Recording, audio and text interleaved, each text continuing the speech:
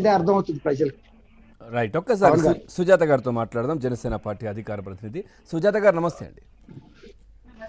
Right. ఏం చెప్తారు? ఒకవైపు ఈ కేసులకు సంబంధించి, ఇంకొక వైపు ఇప్పుడు ప్రచారం చూస్తూ ఉన్నారు. ఎక్కడికి పోయినా కానీ జనాలు పలచగా జగన్మోహన్ రెడ్డి బస్సుల వెంట తిరుగుతున్న పరిస్థితులు కనిపిస్తూ ఉన్నాయి. అది కూడా వాళ్ళ కార్యకర్తలు కావచ్చు, లేదంటే వాలంటీర్లు కావచ్చు, వాళ్ళని తిప్పుకుంటున్న పరిస్థితులు ఎక్కువగా కనిపిస్తున్నాయి. ఇంకొక వైపు మీ పార్టీ అధినేత, జనసేన అధినేత కావచ్చు, పవన్ కళ్యాణ్ సభలకు సమావేశాలకు, ఇటు టీడీపీ పార్టీకి సంబంధించి కావచ్చు, ఎక్కడికక్కడ కూడా జనాలు స్వచ్ఛందంగా వెళ్ళి వాళ్ళ సమస్యలు చెప్పుకుంటున్న పరిస్థితులు కనిపిస్తాయి. ఎట్లా చూస్తారు? ఈ అంశాలన్నిటికి సంబంధించి ఏం చెప్తారు?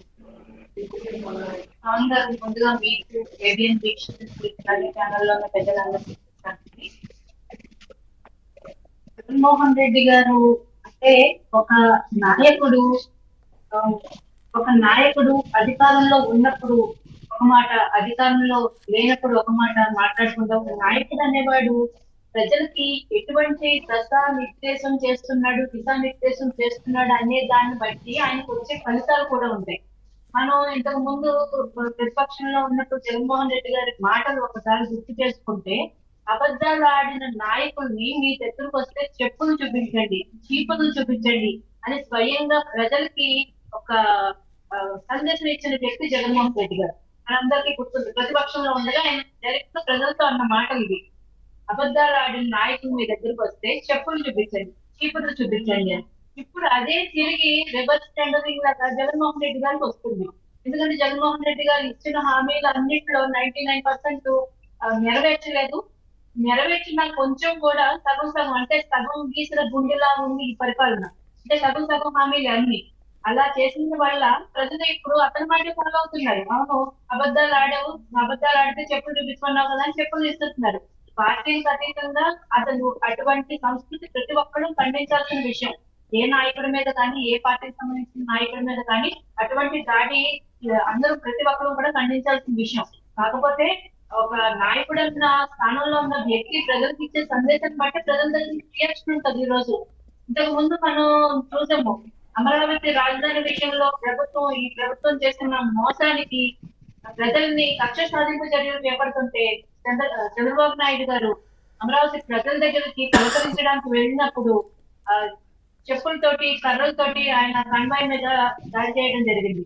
జెడ్ కేటగిరీ భద్రత ఉన్న వ్యక్తి, ఒక మాజీ ముఖ్యమంత్రి అటువంటి స్థాయి వ్యక్తి మీద దాడి జరిగినప్పుడు అప్పట్లో మన డిసిపి గారు గౌతమ్ సవాంగ్ గారు అతను అటువంటి చర్యల్ని తీవ్రంగా పరిగణించి చర్యలు తీసుకోవాల్సింది పోయి ప్రజాస్వామ్యంలో చెప్పులు విసరడం, వాళ్ళ యొక్క వాళ్ళ యొక్క భావోద్వేగాలు తెలపడం, అలాగే భావ ప్రకటన స్వేచ్ఛ అని ఒక దిక్కుమాలిన స్టేట్మెంట్ ఒకటి ఇచ్చారు బీజేపీ సవాంగ్ గారు.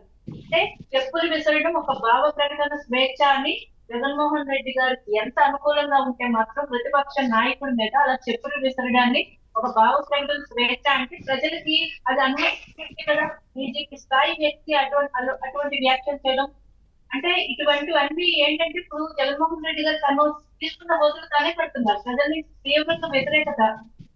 ఇప్పుడు వరకు జగన్మోహన్ రెడ్డి గారు పరదాలు లేకుండా బయటకు రాకపోవడానికి కారణం ఏంటన్నది ఇప్పుడు క్లియర్ కట్ గా తెలిసిపోతుంది. ఎందుకంటే చెట్లు నరికించేసి పరదాలు కట్టుకుని వరదలు వచ్చినప్పుడు కూడా, పంటలు మునిగిపోయినప్పుడు కూడా ఏరియల్ సర్వే చేస్తూ 10 కిలోమీటర్లు కూడా హెలికాప్టర్ లోనే వెళ్తూ కిందకి నేలకు దిగురాని ముఖ్యమంత్రి భయం ఏంటన్నది ఇప్పుడు అర్థమవుతుంది. ప్రజల నుంచి ఎంత వ్యతిరేకత వస్తుంది. గవర్నమెంట్ అంటే ఎలక్షన్ కోడ్ రాకముందే కూడా ఇట్లా బయటకు వచ్చుంటే ఇంకా కేవలం వ్యతిరేకత వస్తుంది, బయట తెలిసిపోతుంది జనాల్లో.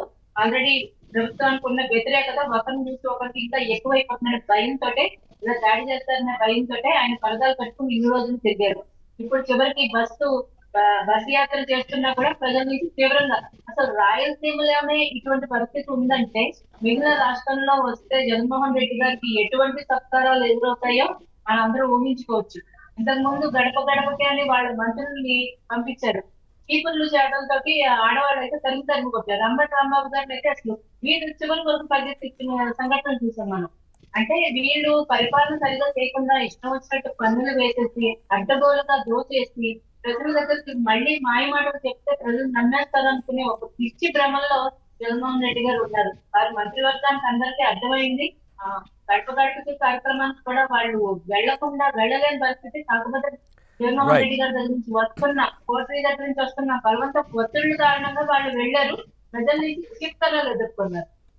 రైట్ శ్రీనివాస్ చౌదరి గారు నమస్తే అండి. అవును గారు నమస్కారం. రైట్ గతంలో కూడా జగన్మోహన్ రెడ్డి అక్రమాస్తుల కేసులకు సంబంధించి కావచ్చు ఇవన్నీ మాట్లాడుకున్నాం. ఇంకా ఎప్పటికైనా కానీ కోడ్ వచ్చిన తర్వాత అయినా కానీ దానికి సంబంధించి ఒక ట్రయల్ అయినా జరుగుతుందేమో, అటెండ్ అవుతారేమో అన్నట్టుగా కూడా అనుకున్నాము. కానీ అట్లాంటిది ఇప్పటికి కూడా ఏం జరగని పరిస్థితులు కనిపిస్తూ ఉన్నాయి. సో వాయిదాలు అడుగుతూ ఉన్నారు. ఇదొక అంశం.